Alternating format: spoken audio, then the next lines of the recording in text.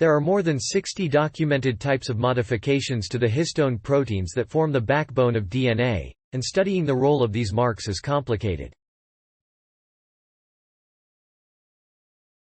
For one, the cellular environment dictates which epigenetic marks end up on certain amino acids in the tails of histones, large, boxy proteins around which an organism's DNA is coiled, so studying histones outside of their native context can alter results.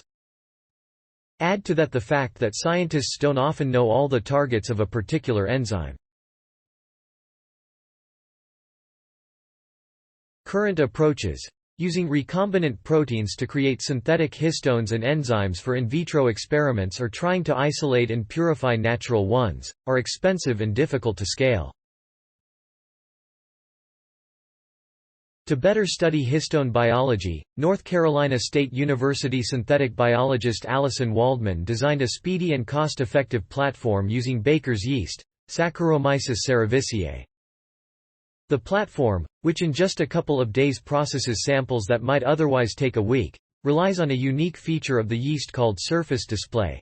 Some proteins the organism produces are naturally displayed on the cell surface, usually to initiate mating between two yeast cells. Scientists have already taken advantage of cerevisiae's surface display to synthesize antibodies and other proteins for medicine and research. Minilab.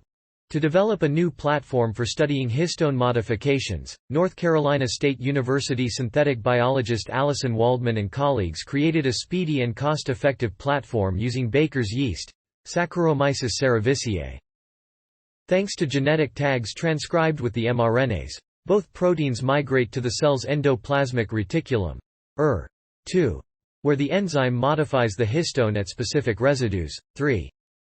Then, thanks to a unique quality of the yeast known as surface display, the modified histone is presented on the cell's exterior, 4, where researchers can apply antibodies that label acetylation at specific residues to reveal where the enzyme modified the histone, 5.